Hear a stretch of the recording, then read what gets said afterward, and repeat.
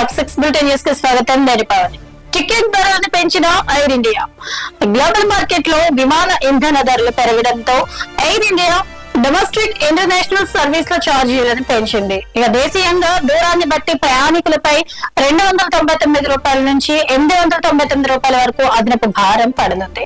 ఇక అంతర్జాతీయ రూట్లలో గరిష్టంగా $280 వరకు ఇంధన సర్ఛార్జీని పెంచారు. పెరిగిన ధరలు ఏప్రిల్ 8 నుంచి అమల్లోకి రానున్నాయి. పశ్చిమాసియా యుద్ధం కారణంగా చమురు ధరలు పెరగడమే ఇందుకు కారణం.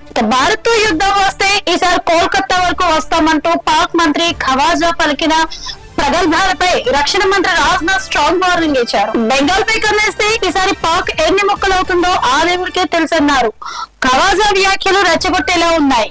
55 ఏళ్ల కిందట ఇలాంటి మాటల వల్లే పాక్ 2 ముక్కలైన విషయాన్ని మర్చిపోవద్దు అని చురకలంటించారు.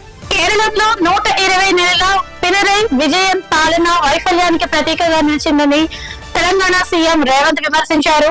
పినరైని తెలంగాణకు ఆహ్వానిస్తున్న తెలంగాణలోని ఏ మూలకైనా వెళ్లి మేము అమలు చేస్తున్న సంక్షేమ అభివృద్ధి పథకాలను అలాగే కార్యక్రమాలను వారు పరిశీలించవచ్చు. 67,000 ఉద్యోగాలు ఇచ్చాం.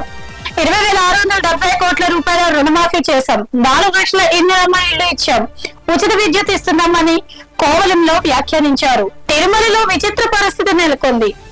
సర్వదర్శనం చేసుకోవాలంటే 16 నుంచి 24 గంటలు పడుతుందని భావించి చాలా మంది భక్తులు ఆ క్యూలోకి వెళ్లడం లేదు. అందరూ సర్వదర్శనం టైం స్లాట్ టోకెన్ల కోసం పోటీ పడుతున్నారు. దీంతో అది గంటల్లోనే అయిపోవడంతో మరో రోజు స్లాట్ కోసం ఆగాల్సి వస్తుంది. అటు ఉచిత దర్శనం 10 గంటల్లోనే పూర్తవుతుండటం విశేషం.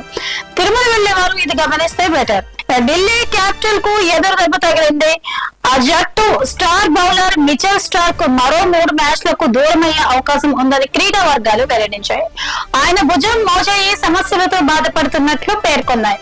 ఆస్ట్రేలియా బోర్డు అనుమతిస్తే ఈ నెల 21న SRH తో మ్యాచ్ నాటికి అందుబాటులో ఉండే అవకాశం ఉందని తెలిపాయి. కాగా ఈ ఏడాది తొలి 2 మ్యాచ్లను DC గెలిచిన విషయం తెలిసిందే. తనపై వస్తున్న పెళ్లి వార్తలపై హీరోయిన్ త్రిష వ్యంగ్యంగా స్పందించారు.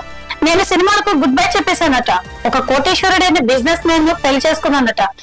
నిన్నటితో 2 ఏళ్ల నిండిన 4 పిల్లల్ని పెంచుతున్నానట. ఇంకా ఏమైనా ఉంటే చెప్పండి, లేదంటే ఈ రోజుకి ఈ రూమర్స్ చాలు అంటూ ఇన్స్టా వేదికగా తనపై జరుగుతున్న ప్రచారాన్ని ఎద్దేవా చేశారు. ఇదిగోండి టాప్ 6 బులెటిన్ న్యూస్. రేపటి టాప్ 6 బులెటిన్ న్యూస్ లో మళ్ళీ కలుద్దాం.